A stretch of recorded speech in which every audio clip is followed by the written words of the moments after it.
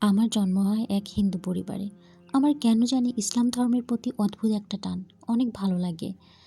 হিন্দু ধর্মে গান, বাজনা অনেক কিছু নিয়ে মানুষ আনন্দে থাকে। কেন জানি আমার এই গান বাজনাটা ভালো লাগতো না। বরাবরই ইসলামিক সংগীত এগুলোই ভালো লাগতো। আর নামাজ পড়তে ইচ্ছা করতো। আমি ফোনে গোপনে ওয়াজ দেখতাম। আর আমার বেশি করে ইসলাম ধর্ম গ্রহণ করতে মন চাইতো। আরেকটা ইন্টারেস্টিং কাহিনী সেটা হচ্ছে আমার গরুর মাংস বেশি খেতে মন চাইতো।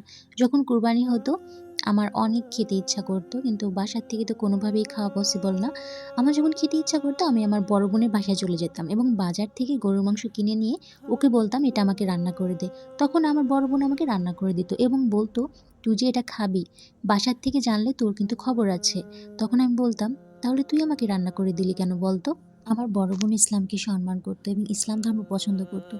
কিন্তু ওর অতটা সাহস নেই ইসলাম ধর্ম গ্রহণ করার। ঠিক এই কথাগুলোই আমার একটা ভাইয়া আমাকে বলেছিল, সে ছিল হিন্দু এবং এই কথাগুলো আমার সাথে শেয়ার করেছিল।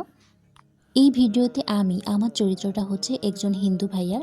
ভাইয়াটা এখন মুসলিম হয়েছে আলহামদুলিল্লাহ এবং এই কথাগুলো সে আমার সঙ্গে শেয়ার করেছে এবং আরও বলেছেন তিনি যখন পরিবারে দাঁড়িয়ে রাখার চেষ্টা করতেন তখন তার মা বাবা তাকে বলতেন নবীর সুন্নাত কিছু তাই না, এই বলে অনেক খোঁটা দিত এবং দাড়ি কাটতে বাধ্য করত। ভাইয়াটা অনেকবার পরিবারকে বলেছে আমি মুসলিম হতে চাই কিন্তু পরিবার থেকে কোনোভাবেই এটা মেনে নিতে চায় না এবং তাদের একটা সমাজ আছে হিন্দু সমাজ, তারাও এটা মেনে নিতে চায় না। তাকে বারবার বাধ্য করে তুমি আবারও আমাদের ধর্মে ফিরে এসো। ভাইয়া বলছে সবাই আমাকে অনেক প্রেশার ক্রিয়েট করছে বাট আমার ফিরে যেতে মন চাচ্ছে না, আমি ইসলামকে অনেক ভালোবাসি। তখন আমি ভাইয়াকে বললাম, ভাইয়া মহান রব্বুল আলামিন আপনাকে ভালোবাসেন বিধায় এই সঠিক পথ নির্দেশনা দিয়েছে, আপনি কখনোই যাবেন না।